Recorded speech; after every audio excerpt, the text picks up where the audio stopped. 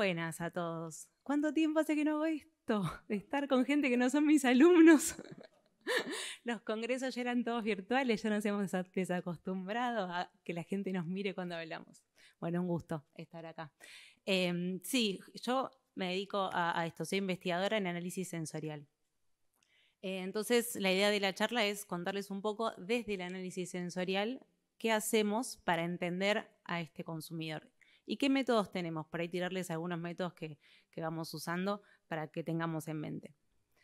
Bueno, lo primero es por qué nos interesa, ¿no? Hablar de preferencia o de aceptabilidad de un producto.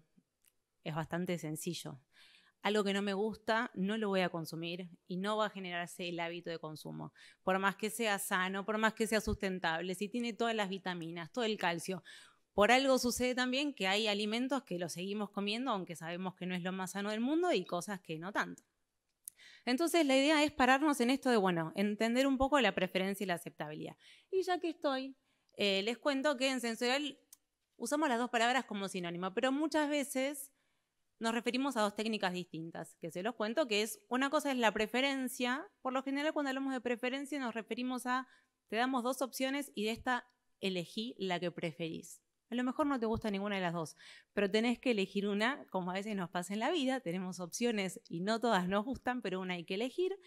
Y después trabajamos lo que es la aceptabilidad, que ahí sí, en la aceptabilidad pregunto cuánto te gusta este producto, que probablemente es lo que más hayan usado, que es cuando trabajamos con escalas, la famosa, por ahí para mí famosa, escala de 9 puntos, la escala hedónica, escalas en las que siempre tratamos de tener un puntito medio para darles opción del ni me gusta ni me disgusta al consumidor y entender, bueno, que tal vez ese producto no genera ni una preferencia muy importante ni tampoco desagrado, lo cual no es malo.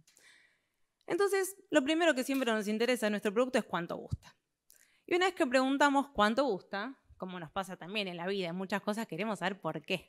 Queremos saber por qué gusta o por qué no gusta. La idea es tratar de reproducir ese éxito, si podemos, o de evitar ese fracaso nuevamente, ¿no? Entonces, entender el por qué. Y cuando nos metemos con este por qué es donde empezamos a meter la pata muchas veces. No mal, pero si preguntamos mal, no preguntamos a quien corresponde o no de la forma adecuada, lo que nos va a pasar es que vamos a tener información que no va a reflejar realmente a la realidad. Y ahí tomo una decisión con mi producto que no es la más acertada. Entonces acá, tratar de hacer una pequeña pausa, de decir, bueno, este consumidor del que hablábamos recién, este consumidor está definido por un montón de cosas. Yo por ahí produzco un producto nuevo o quiero mejorar un producto ya existente.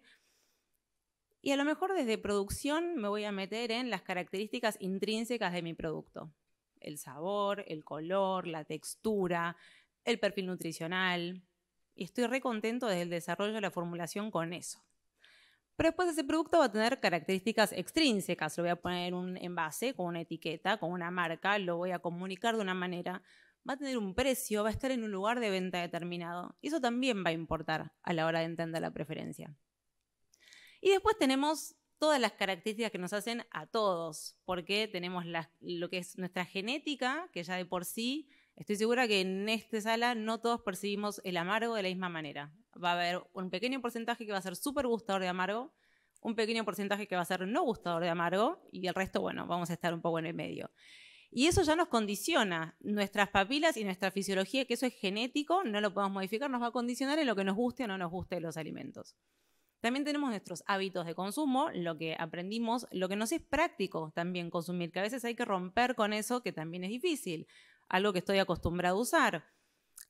Todo lo que es nuestra cultura y lo que traemos desde chicos, por eso está el tema de la crianza, porque el alimento es vida.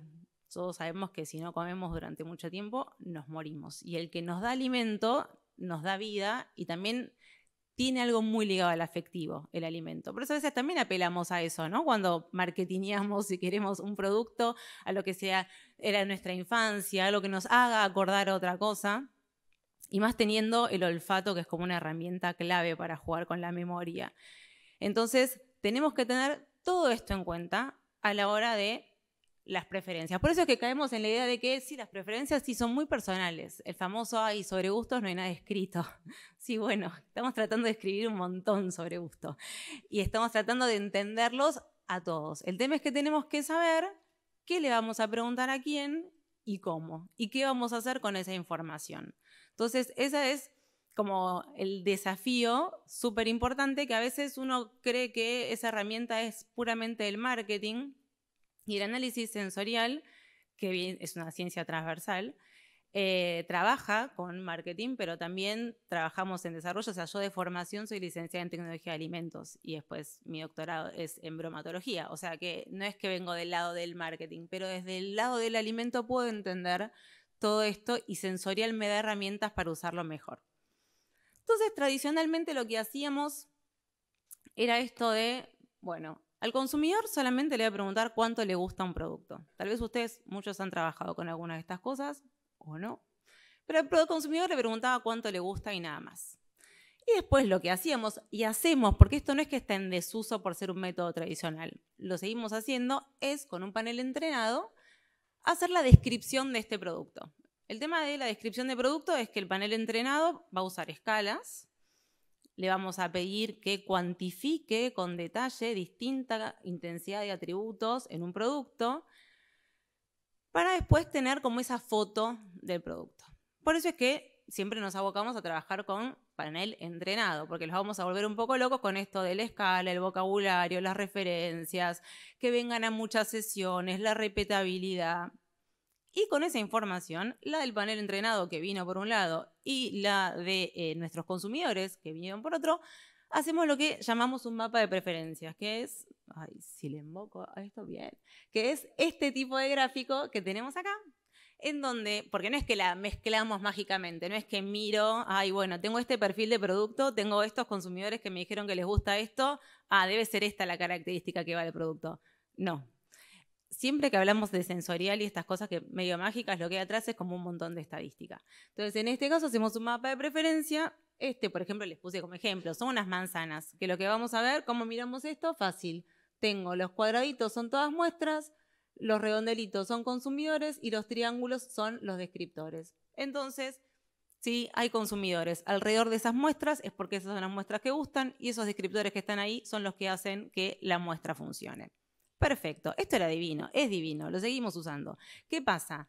Es lento.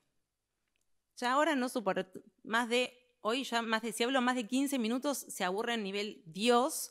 Miro un video de 1 minuto, imagínate si yo a la empresa le digo, no, bueno, dame 2 meses y te saco el mapa. 2 meses ya lancé 4 productos, fracasaron 3 y 2 son un éxito, o sea, y yo te sigo esperando a vos con tu panel entrenado de ninguna manera.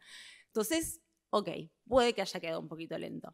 Y por otro lado, nos puede pasar que el lenguaje que va a usar el perfil, digamos, el panel entrenado para escribir, no sean las mismas palabras que usa el consumidor. Un ejemplo de esto son los vinos.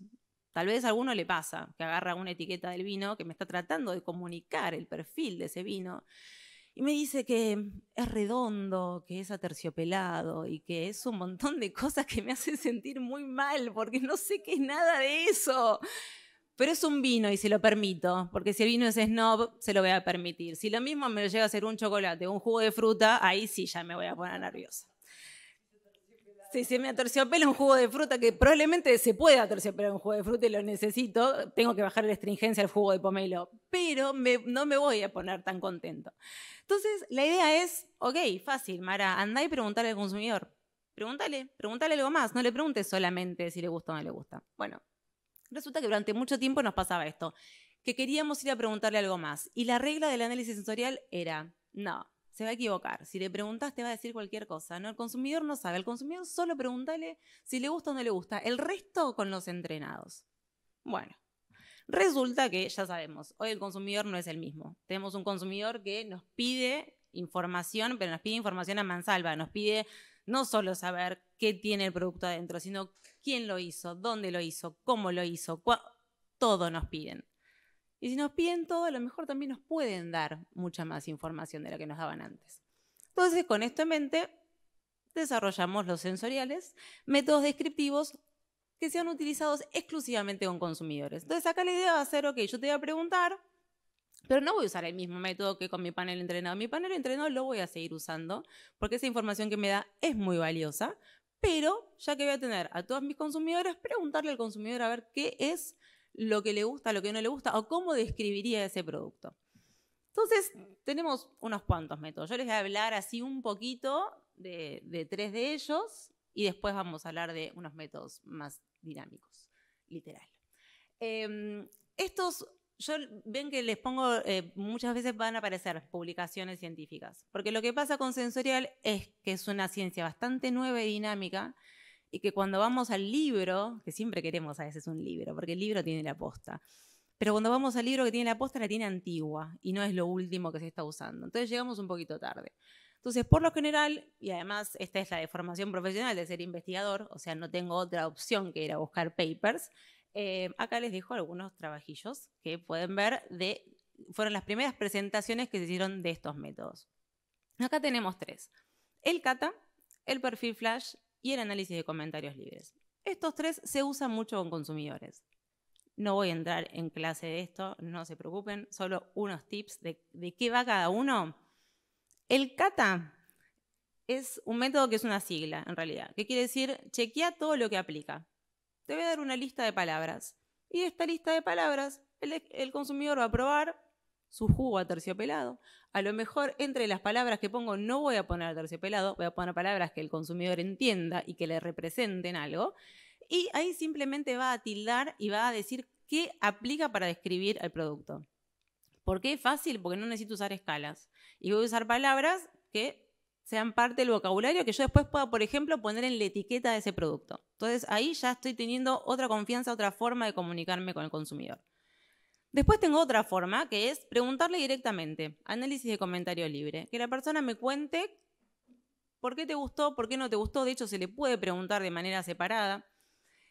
Y acá no le voy a dar ni vocabulario, nada le doy. Solamente le doy la opción de que me cuente qué sintió, qué percibió, qué le parece que está bien, qué le parece que está mal. Tampoco uso escalas.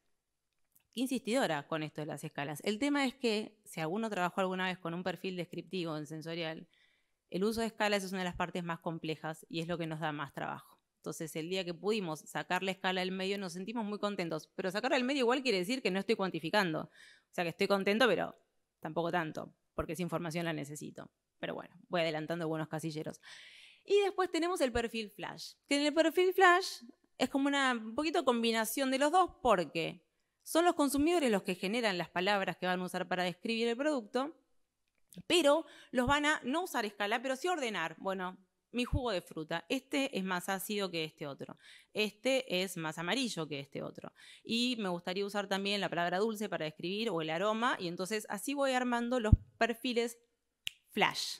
Es un perfil muy rápido. Eso sí, esto es rápido, divino, pero como no requiere entrenamiento, no voy a trabajar con 10 personas. Tengo que trabajar con una muestra representativa, como cuando trabajo con consumidores para la preferencia. Entonces, el trabajo va a pasar para el consumidor va a ser rápido, va a venir una sola vez. Ahora, yo como jefe de panel voy a tener que recibir 50, 60 personitas en vez de 12. Y alguien tenía que laburar. No trabaja tanto el consumidor, pero sí trabaja mucho que está del otro lado. Pero estos métodos se usan un montón y lo que nos permite es obtener una descripción rápida, breve, de la boca directo del consumidor, y eso lo correlacionamos también con las notas de apreciación. Entonces ahí vamos a entender qué es lo que le gustó, qué es lo que no y cómo puedo perfilar mi producto. Hasta acá parece todo bastante sencillo y parece bastante completo. Digo, bueno, tengo todo, tengo la nota, Pero resulta que siempre queremos ir un poquito más. Y esto de comer y de tomar, vieron que es como dinámico. Yo tomo, y además vuelvo al vino. El vino es un aroma, y un acabado, y el segundo sorbo, y el tercero, bueno, a la botella entera no vamos a llegar. Hice experimentos, pero solo con 3 sorbos, no les hacía tomar más. Pero tenemos una dinámica en el comer, comer, no solo el bocado o el trago, sino lo que es toda la porción. Y eso también nos interesa, porque puede ser que un producto sea un éxito en un sorbo, pero después es tan empalagoso que no llego ni al vaso. O puede ser algo que sea muy persistente y que no me esté dando realmente esa información, ¿no? Pero si yo lo probé y era un éxito, sí, pero el paquete entero no se lo come nadie, algo está pasando. Entonces, desarrollamos también otros métodos para ver qué pasa con la descripción del producto y la aceptabilidad durante el consumo. Que también, bueno, un ejemplo típico es el chicle, ¿no? Que por ahí nos gusta como al principio, el famoso explota de sabor y después no explota más y bueno. Entonces tenemos distintos métodos dinámicos. Obviamente, una vez más, hay unos cuantos. Yo les voy a contar uno con el que yo trabajo mucho. Trabajo desde la investigación. No es que estoy haciendo una publi presentación del método, sino es que es un método que tengo muy estudiado porque trabajé en eso, que nos sirve tanto para hacer una descripción dinámica como también para medir la aceptabilidad dinámica. Porque es esto de me gusta, no me gusta. Arrancó bien la charla, pero a la mitad como que bajó y después me dormí, ¿no? Arrancó medio lenta, después levantó, después el final. Ese dinamismo es lo mismo que vamos a tener en cualquier cosa que estemos comiendo. Y lo podemos medir. Esa es un poco la idea. Entonces, este método que les voy a contar es la dominancia temporal de sensaciones. A lo mejor ya lo usaron, a lo mejor no tanto. En donde lo que se hace es un tanto lúdico, porque lo que se le pide al consumidor, y por eso se recomienda su uso con consumidores. Cuando se lo desarrolló era para trabajar con panel entrenado y se dieron cuenta que no, mejor el consumidor. ¿Por qué? Porque lo que se le pide es elija el atributo que más llama su atención a cada instante de la degustación. ¿Y por qué llama la atención? Bueno, eso depende un poco de cada uno. A mí me puede llamar la atención porque es lo que me gusta, porque es lo que aparece, porque es la sensación más intensa, porque es la sensación que desaparece. Hay un peso subjetivo en esto de la dominancia. ¿Qué es lo que domina? Entonces, como tiene un peso subjetivo, está bueno usarlo con consumidores. Y vamos a entender para el consumidor qué es lo que domina a cada instante de la degustación. Entonces, ¿llegaré a poder usar esto? Tengo que llegar a esta pantallita. No estoy pudiendo. ¿Ahí? Lo logré. Sí, bueno, está en francés, pero la idea es que... Bien, entonces, para ellos esto va a ser fácil de entender, que están describiendo un chocolate. En este chocolate la persona se lo puso en la boca y fue sintiendo diferentes sensaciones que le fueron importantes, ¿no? Primero le llamó la atención que era crocante, después se le pegó un poco, ahora es fundente. Entonces, como que cada sensación de golpe es el cacao lo que llama la atención de este chocolate. Y después de que es el cacao, hay como una sensación amarga y ya no percibe más nada que le llame la atención y termina la evaluación. Entonces, durante 37 segundos, esta persona evalúa el chocolate y es medio como un juego, porque voy sintiendo las sensaciones y no lo estoy sometiendo tanto a usar la escala, ¿cuánto me diste? ¿Cuánto tenés acá? ¿Y cuánto? No, es la sensación que me va llamando la atención y como va viniendo las van citando. Entonces es una tarea de elección y no es de puntuación, pero es a lo largo de todo el consumo. Y esto nos da una información más o menos así, en donde lo que vemos son curvas que no son de intensidad, porque acá nadie marcó intensidad, sino que son curvas de cuánta gente estuvo de acuerdo para eso. Yo hago mi test, él hace su test, todos lo hacemos el test y arranca las frecuencias de mención. Entonces vemos que, por ejemplo, en este chocolate hay mucha gente que está de acuerdo con que el cacao es lo que llama la atención al principio, después le llama la atención el dulce y al final le llama la atención lo astringente. Entonces ya tenés como un perfil de qué es lo que llama la atención de ese chocolate. Y lo hiciste bastante rápido, con mucha gente, y podés entender esa temporalidad de tu chocolate, que este es bien distinto de este otro. Este otro arranca con un cacao fuertísimo, muchos están de acuerdo con que es el cacao, y después tiene un dulce que va y viene como importante, y con una sensación de que funde. Sí. Sí, tengo... Porque además esto se puede hacer fácil desde el teléfono. Hemos hecho talleres de ese estilo donde cada uno tenía su teléfono, porque esta es una aplicación que se les puede mandar a todos, y cada uno en su teléfono y después ves tus datos enseguida. Mirá que tengo ejemplos ahora que vienen con vino y con queso. No des la última palabra. No des la última palabra. Pero bueno, la idea es que podemos hacerlo así y además, si quisiéramos, podríamos a la vez medir cuánto nos va gustando. Entonces hacemos una tarea en simultáneo. Esta cosa un tanto lúdica de describir y a su vez, abajo, con una escala, preguntar, bueno, ¿y cuánto te gusta? Y puedes alternar entre... Entonces, ahí tengo toda la información de este consumidor que me va a estar diciendo qué es lo que le llama la atención del chocolate y cuánto le gusta o le deja de gustar el chocolate en ese momento. Van a decir, bueno, es un montón para hacer en una sola vez. Por ahí es mucha información. Pero mientras sea un producto que se mantiene en la boca un ratito, es muy asible. Y digo que se puede hacer porque he hecho trabajo de investigación al respecto, que los publicamos y más, y se puede. Así que no les estoy mintiendo. Y entonces podemos hacer las dos tareas en simultáneo. Pero a veces también lo que hemos trabajado es este método con el consumidor, pero en ingestas sucesivas. Entonces, en vez de preguntarse a la vez, no, hago mi descripción dinámica, el consumidor me cuenta, me dice qué es lo que le parece dominante, qué es lo que es más atractivo de ese producto, y al siguiente, cuando eso termina, me dice cuánto le gustó. Sí, Mara, pero tenés una sola nota de apreciación, no es una apreciación muy dinámica, ¿verdad? Pero si después de eso le hago tomar otro sorbo, hacer la descripción y decirme cuánto le gusta, y después le hago tomar otro y decirme cuánto me gusta, ahí sí voy a tener una temporalidad. Voy a tener ingestas múltiples, una tras otra, y voy a ir viendo cómo cambia esa percepción a lo largo de la ingesta. ¿Y cuándo es importante esto? Bueno, acá tengo mucha información, pero este es un producto que no es tan divertido como el vino, como el queso, pero que es muy importante consumir lo más que podamos, porque se trata de una bebida alta en proteína para gente que tiene desnutrición. Si por ahí tienen personas mayores o gente que sufre un accidente y no puede comer, son las bebidas tipo el Ensure o ese estilo de bebidas en donde reemplaza directamente una comida. Entonces, un sorbito de eso no necesitamos que poder tomarlo todo. Y por lo general, si han convivido con eso, la respuesta es horrible, no quiero más. Entonces, este es un trabajo de investigación que hicimos con uno de esos productos para ver justamente cómo cambiaba el perfil de producto sorbo a sorbo, ingesta tras ingesta, o sea, son sorbos grandes, ¿no? Como a varios tragos, y ver cómo cambiaba a su vez la aceptación. Entonces, ¿qué tenemos acá? Acá hay como 7 grafiquitos.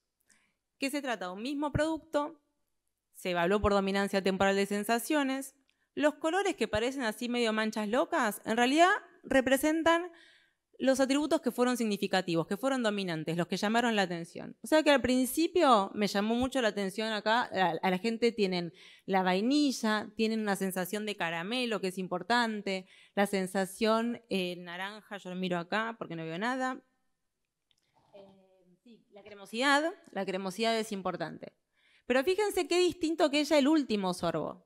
En el último sorbo me aparece, por ejemplo, mucho este colorcito, que este colorcito es la sensación de seco, la sensación de sequedad, que muchas veces, como es una bebida alta en proteínas, puede generar esta sensación. Entonces, lo que se pudo ver con este método y la idea de preguntar a cada instante, digamos, después de cada sorbo, cuánto gustaba, es esta idea de los indicadores temporales de apreciación, los temporal drivers of liking. Entonces, lo que vemos es, con los colores nos vamos a guiar a grosso modo para no entrar tanto en detalle, que la sensación de caramelo, cuando estaba esa sensación, aumentaba la apreciación. Pero que si aumenta si domina la sensación de metálico, de seco o de tener como un filme en la boca, disminuye la apreciación. Entonces ahí podemos ubicar cuáles son los atributos que tenemos que ir a trabajar. Que tal vez si tomáramos el primer sorbo, no veíamos tanto esta sensación de sequedad que era negativa, pero al ir y trabajar toda la porción, ya podemos ubicar cuáles son los descriptores que al consumidor no le van a gustar tanto. Y para terminar, otro ejemplo de ingestas múltiples, que es para estudiar maridajes, que en eso también he trabajado, que se puede usar justamente para ver el efecto de un alimento o de una bebida sobre el otro. Que a veces nos pasa, tenemos un vino y lo queremos comunicar, además del aterciopelado de la etiqueta, queremos decir con qué convendría o no comerlo. Y en mucho de eso no hay mucho trabajo científico atrás, confieso. Por eso yo me fui una temporada a otro país a trabajar científicamente en eso. Y como era vino y queso, bueno, terminé trabajando en Francia, ¿qué va a ser? A veces pasa. Y entonces la idea era justamente ver si con un método sensorial podemos encontrar si hay sensaciones que modifican o no y si la apreciación se modifica más, por ejemplo, con un queso que con otro. Entonces, en este protocolo lo que veíamos era, describíamos un trago, siempre trabajando con consumidores, se describía un trago de vino, un sorbito, después se daba la nota de apreciación y después en vez de enjuagarse la boca con agua, se comían un pedazo de queso.